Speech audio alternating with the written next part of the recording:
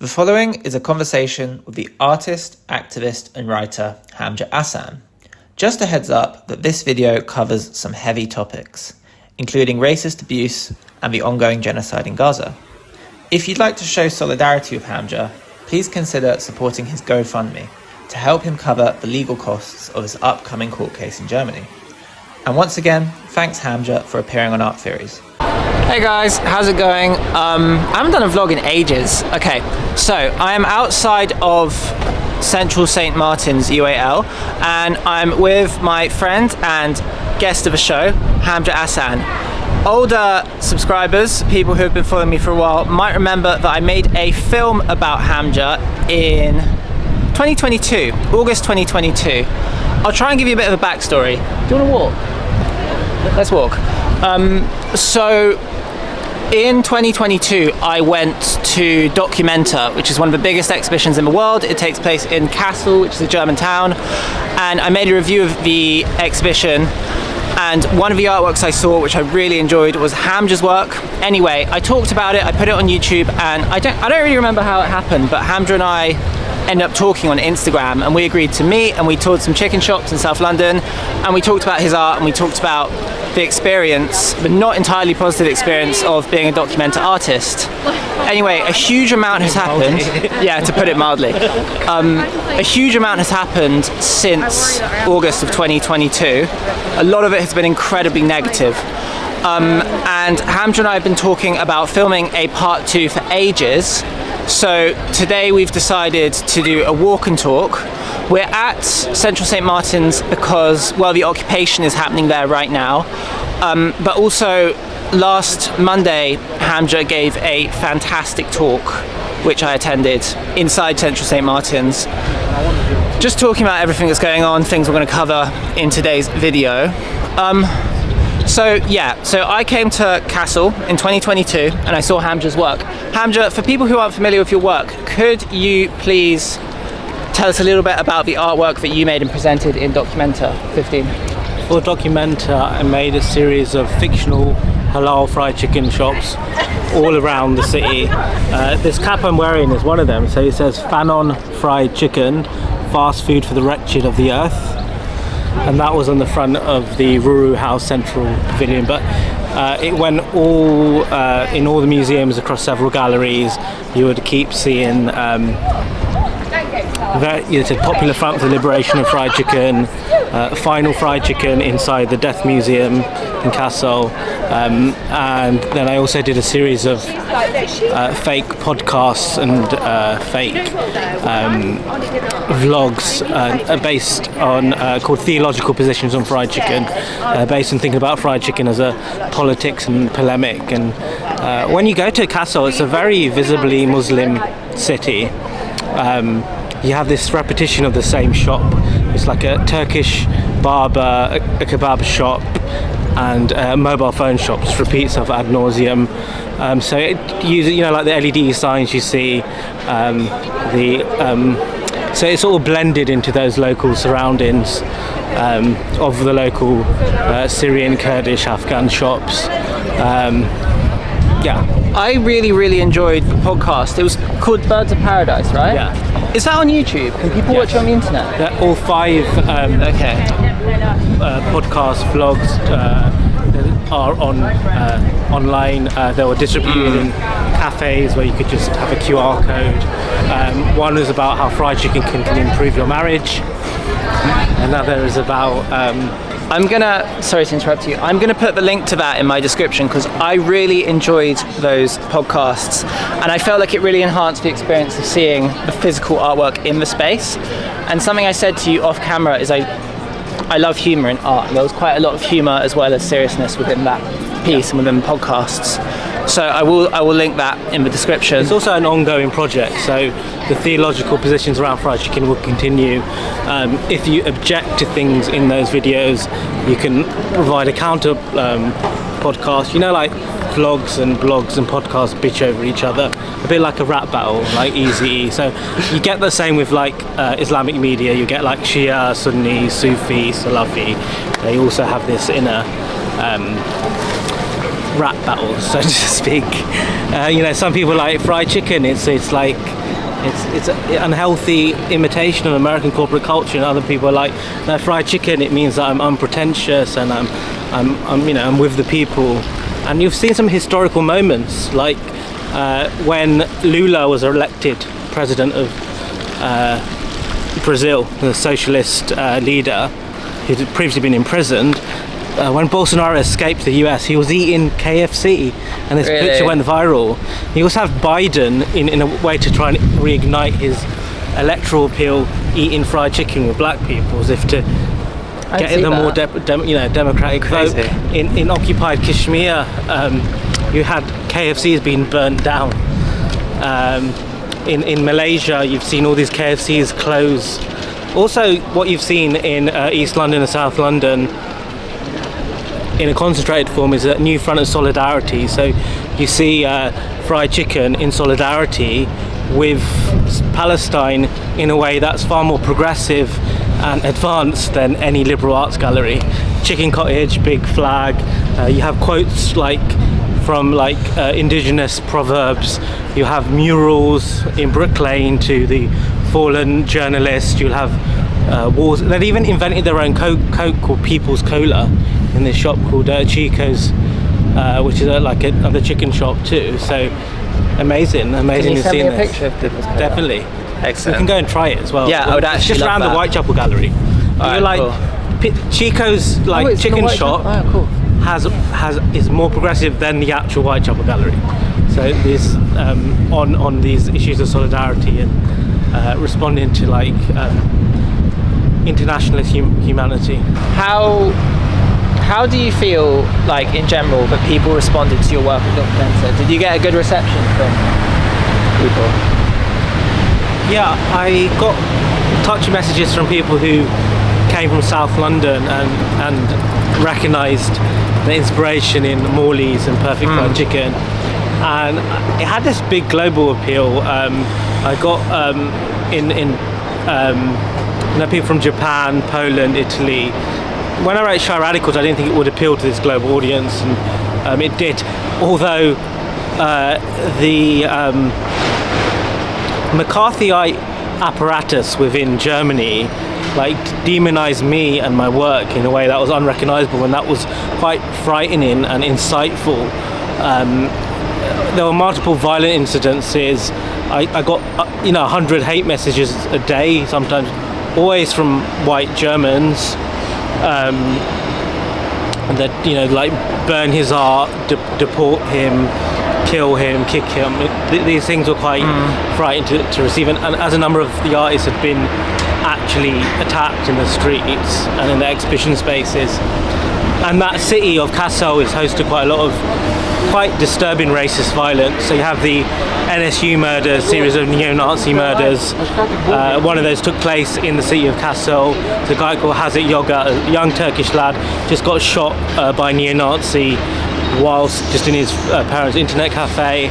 And just 2 hours drive, you had the Hanoi massacres, another neo-Nazi mass murder, predominantly of Muslim people, in shisha cafes. Just 2 hours drive in the federal state of Hesse.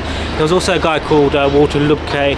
He's a Christian Democrat, former mayor, and a former Democrat, former volunteer of Documenta, an employee in the archives. He was murdered as well. We're talking about a centre-right guy who just supports refugees, Muslim refugees from Syria predominantly.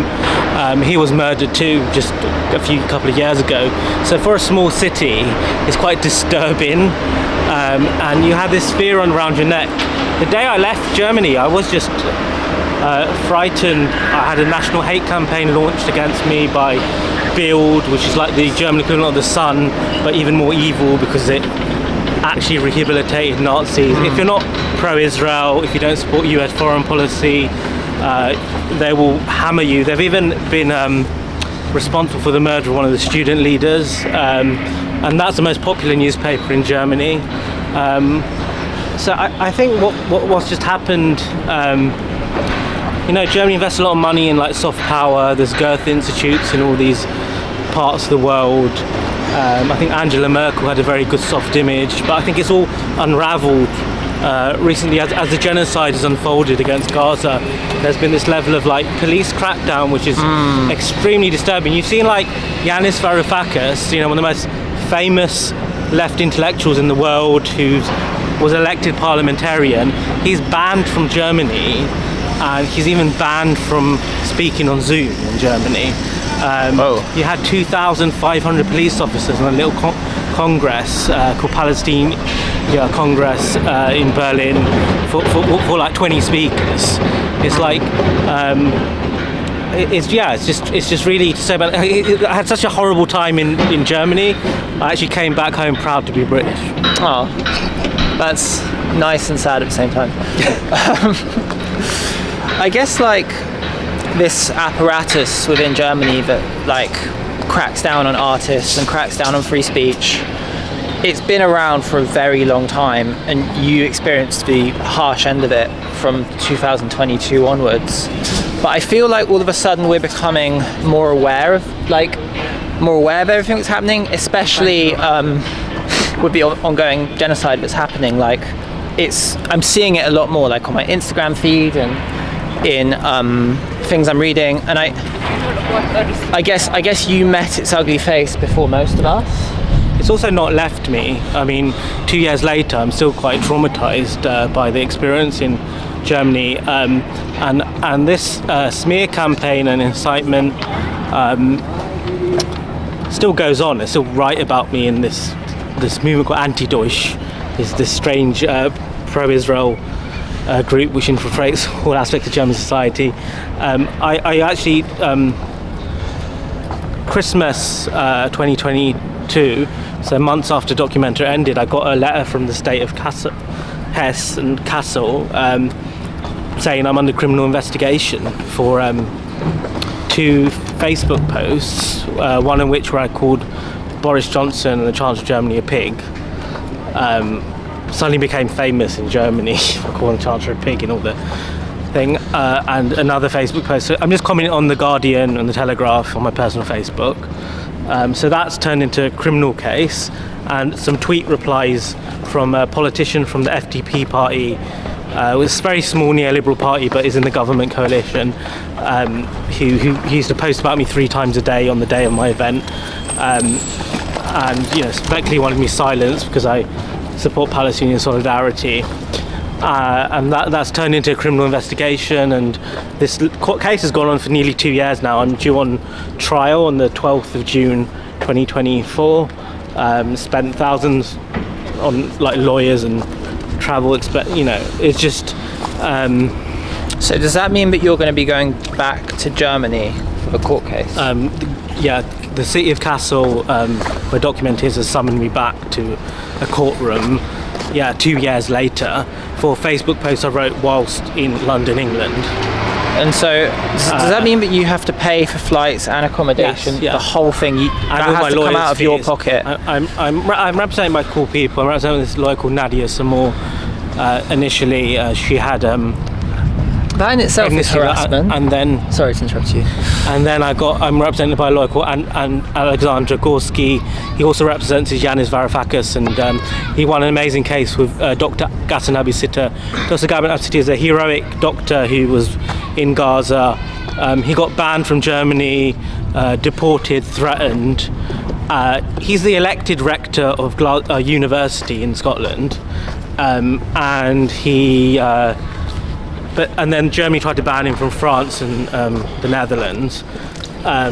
This is just a doctor saving children of the 15,000 dead, And anyway, the lawyer who won a case recently to stop him getting banned in the whole Schengen visa area, France, Netherlands, is the person representing me. So that's cool. But having this dark cloud and over your head, it's like I've got this German boot on my head for the last 2 years, and I've been living in this state of limbo. The punishment is 12,000 euros, and if you don't pay that, it's a few months in prison. Oh my goodness! And this is it was my dream to be in Documenta when I was a first year student at Central St Martin's, where we just were, and it's turned into this protracted nightmare, and it's really disturbing. I'm so sorry. And When you speak to your representative, like your legal representatives, do they have much of a sense of like which way this case will go? Is there much of like a precedent? Like, have you spoken to any other artists deal with repression in the same position? Around Palestine are overloaded, exhausted. There's a group called European Legal Support Centre who supported me and the other artists. You know, they only have so much resources. Plus, these monoliths of power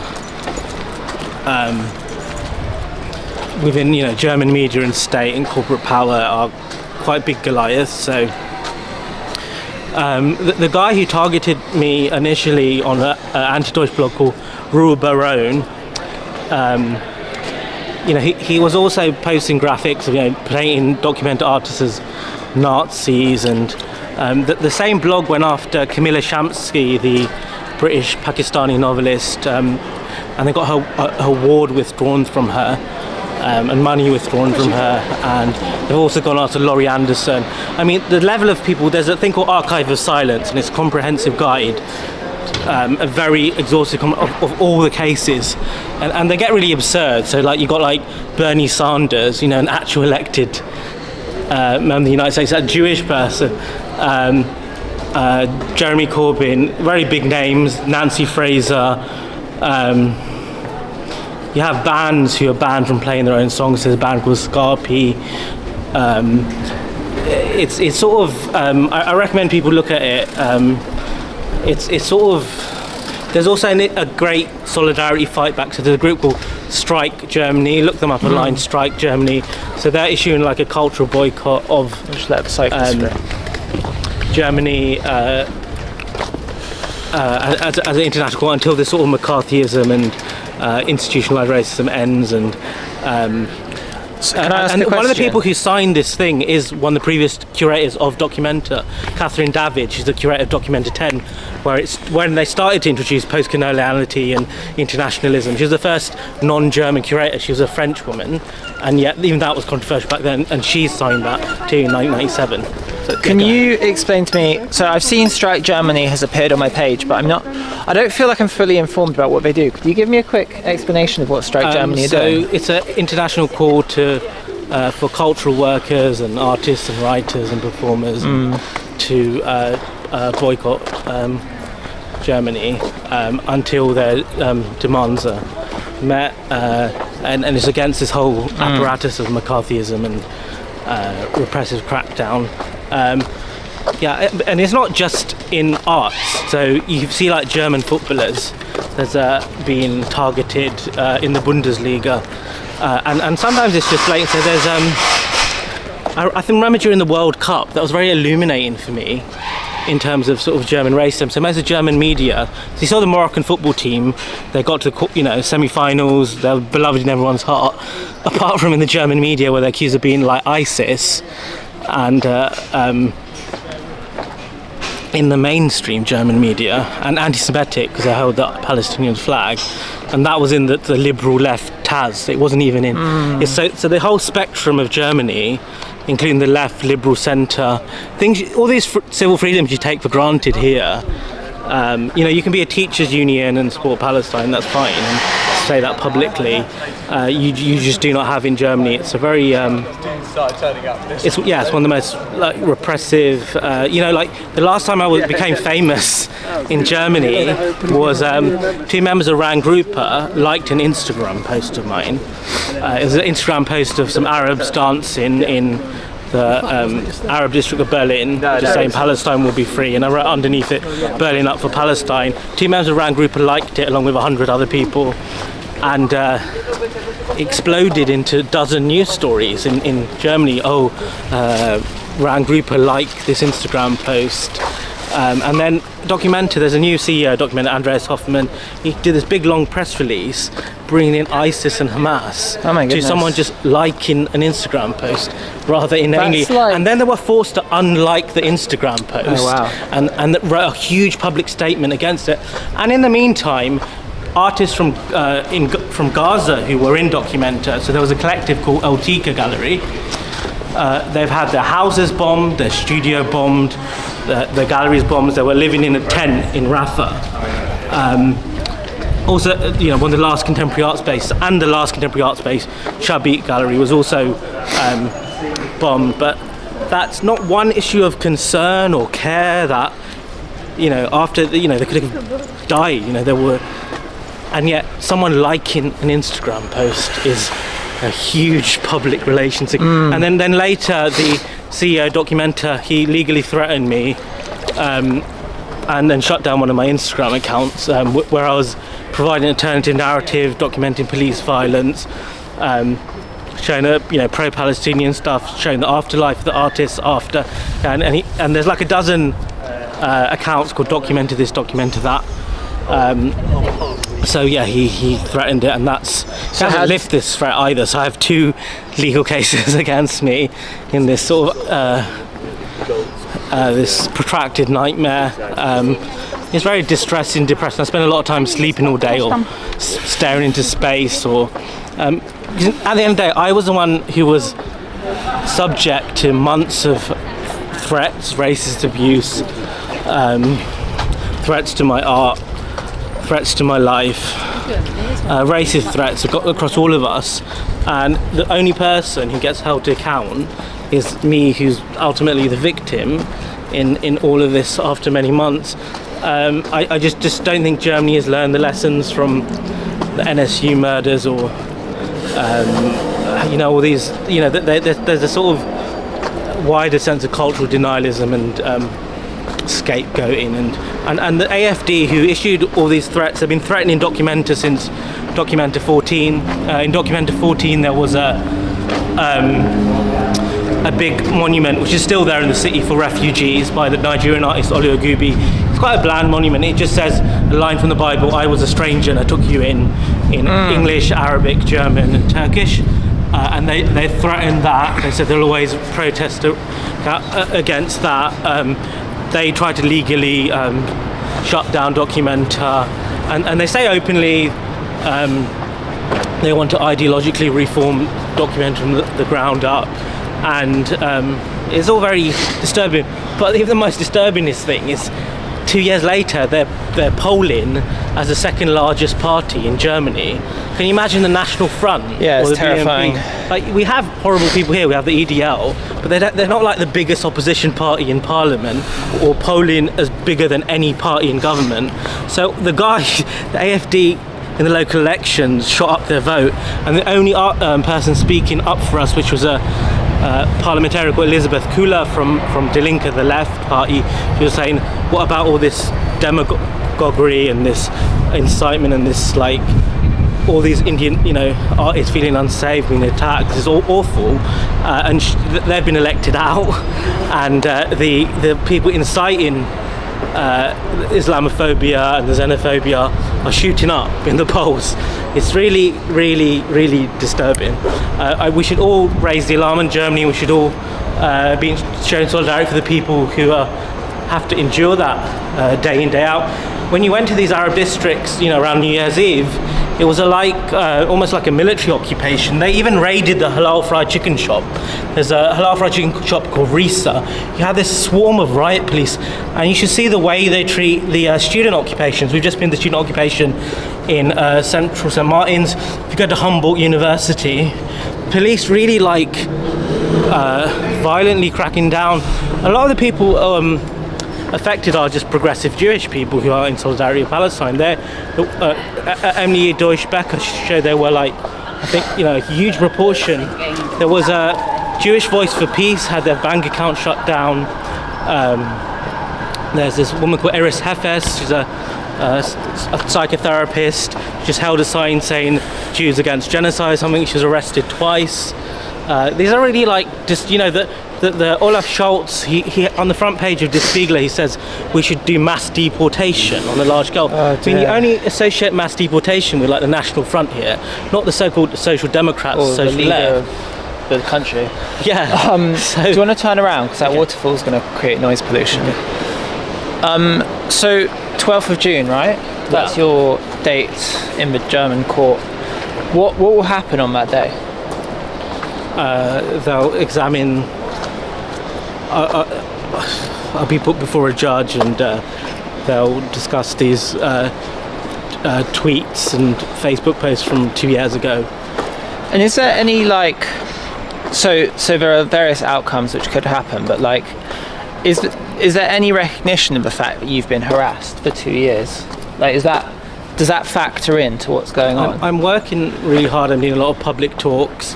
I'm helping a lot of the academic work to retrospectively recognise that, but really there isn't the political will, and a lot of these decolonial and liberal arts institutions here, even they're not really, apart from their scholarly work, we need stronger solidarity networks, and we need stronger recognition networks. I do an exhausting amount of, like, I've spoken in Belgium and Slovenia and German podcasts, and speaking at educational institutions. The actual real story of Documenta still hasn't really been fully formed. If you type the word Islamophobia, Documenta, you probably won't find a single article to this day, or a single scholarly article, and yet it's such a urgent and pressing problem. I guess I'm doing that work through all this. I definitely even agree. Now, and this is part of that work. But also the lecture you gave on Monday at Central St. Martin's, it was really interesting for me to be in a room full of people talking about Documenta and all its contradictions and all of its hypocrisies, because like I said, when I was at Documenta, like, I think I felt a bit confused because it was saying one thing and doing another thing, but I hadn't connected the dots yet. Yeah. So it is interesting, like, now that we're 2 years on, like, hindsight is quite a great thing. Like, you can see it so much more clearly for what it was. Yeah. And that's really valuable. Yeah. Have you seen much solidarity, and, like, if so, where does the solidarity come from? I've got solidarity from around the world. There's a hashtag hands off Documenta, and you'll see lots of people holding signs from everyone from Taiwan to Indonesia.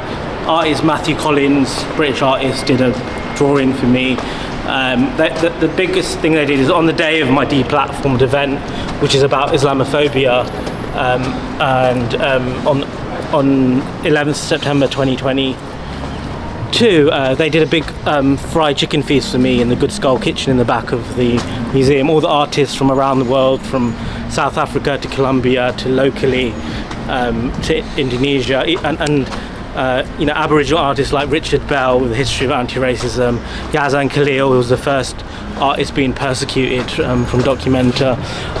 It's just disturbing. I've seen this thing grow. So friends of mine who've been working in Germany, Shahidul Alam, one of the most famous photographers in the world, he had his entire biennial cancelled, photography biennial, because of a couple of pro-Palestinian posts on his Facebook, and they just scrapped the whole thing.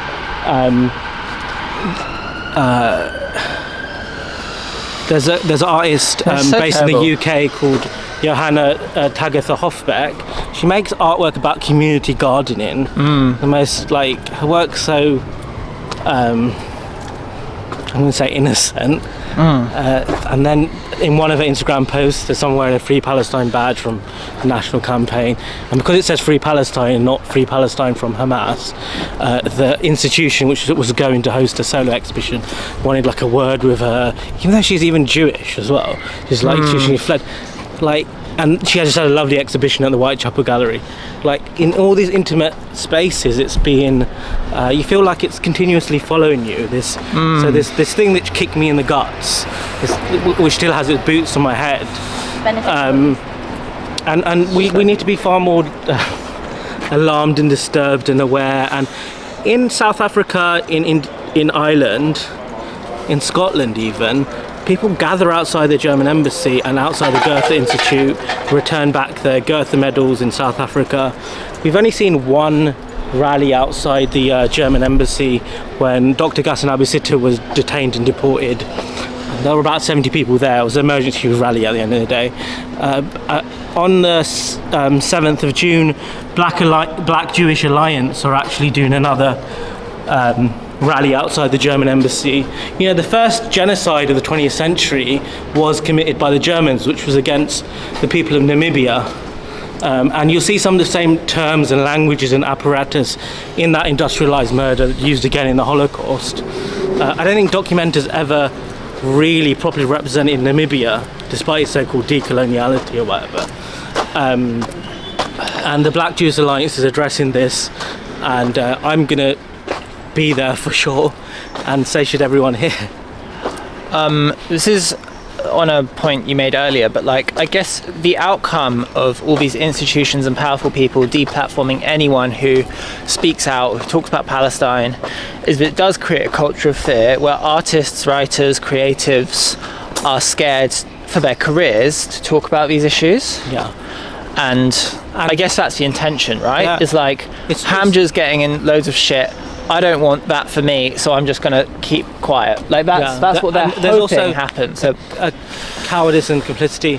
In some cases, like Johanna Together Hochberg, who I just mentioned, she actually became a lot more popular. I think the post in which she posts this thing about the Free Palestine badge was like 30,000 likes. I think her following doubles. Like, so in some ways it also backfires. It's also Germany has no self-consciousness just how embarrassing it looks to the rest of the world. There's a little famous meme with Greta Thunberg, who's been one of the most persecuted people in Germany. Like, doesn't journalists go after her? And the same journalists that went after Greta Thunberg are the exact same journalists as Sasha Lobo in Der Spiegel, who coined anti-Semitica and went after me and the Documenta artists. You're seeing this repeating of patterns. Yeah, but there's no self-consciousness, almost like how embarrassing, like, and like, it's like all this soft power and cultural diplomacy that Germany invests in is all unravelled and done itself in half a year or so. But yeah, as I said earlier, it's also been going on for a long time. People like Brian Eno, Talib Kweli, the Young Fathers, Carol Churchill, the socialist playwright. Like, it's been like. I want to see a positive way out. I also want to see a positive way out of the rise of like fascism within German Parliament, I hope. And yeah, it's some, you know, like, it's the fact how normalised it is, and how you know, like Der Spiegel and Welt, they're like considered like the centre of publication. It's like the German centre is where all this disturbing stuff's come. It's like you have the AfD rising, and then you have like AfD light. It's like so we're almost back at Granary Square now. I just want to ask you one more question, Hamja. Are you working on any artworks or any projects currently? I'm working on my second book. My first book was called Shy Radicals. My second book is called Radical Chicken, and it's going to be about the chicken shop's role in international solidarity, but it also takes its name from this event at Documenta, which was deplatformed, which was also called Radical Chicken. So that would live on in some afterlife. That will take me a few years to write. I'm also, you know, now I think I've got at least half a dozen European governments pay for me to eat fried chicken. Just been to Barcelona. Good for you. You know, they cleared out the Muslim population in 1492, and then they're sort of, you have this very Muslim diasporic space in Barcelona, and I just ate at all the fried chicken shops. That was a residency. So yeah, just continues to eat fried chicken. I'm actually going to try and get a trip to Indonesia, because Rand Grupa told me Indonesian fried chicken is actually the best. Can you please make a vlog when you go to Indonesia? The politics of fried chicken changes of each space. Like the Indonesian fried chicken shops, they celebrate like National Martyrs Day, and you have all these anti-colonial military heroes like in pictures as you eat fried chicken. I sorry to interrupt you, but I actually really think you should have a YouTube channel. I think you'd be great at it. I think you'd have a huge following, and you have so much to say, and you have very clear subject matter you could talk about. I think it would be a huge success if that was something that you would ever consider. Just throwing it out there. I mean, post below if you'd like me to start a YouTube channel. Yes, please. I'm continuing to do this dialogue though around the fried chicken. There were two artists in Documenta who made this Muslim death metal band. Safta Ahmed and his drummer partner Kan from Turkey. They're based in Australia. So I thought of these two zombies. So say you had two zombies take a stance on fried chicken from different angles. One an anti-fried chicken zombie and one a pro-fried chicken zombie. And the whole project's about Islamophobia and using the zombie as a metaphor. So I think of working with people like that. I like that. Yeah. Cool. Well, Hamja, thank you so much for coming back on Art Theories. It's always a pleasure to see you and to talk to you, and I genuinely wish you all the best of luck for the 12th of June. So thanks again. If you'd like to support and fund my case, there'll be a GoFundMe in the description. Thank you so much. I do need your solidarity. I need your institutional support. I won't be the first one. I'm maybe a guinea pig. The sort of prosecution and thing they'll use against me, and it's a disturbing precedent because I'm being prosecuted for a Facebook comment written in England. It's another country, and I was just an artist there temporarily. That I had this whole far right and establishment apparatus against me. So those techniques, they'll just be someone else next, and there were others before me. There are other spaces. There's like Decolonial Art Centre called Oyung. They cut down all their funding. All these disturbing things happening in Germany will affect everyone else. Pediga, the Islamophobic street movement, started in Germany, and they tried to build branches elsewhere. So we need to be vigilant. We need to be aware. We need to show our utmost compassion, solidarity, and free Palestine.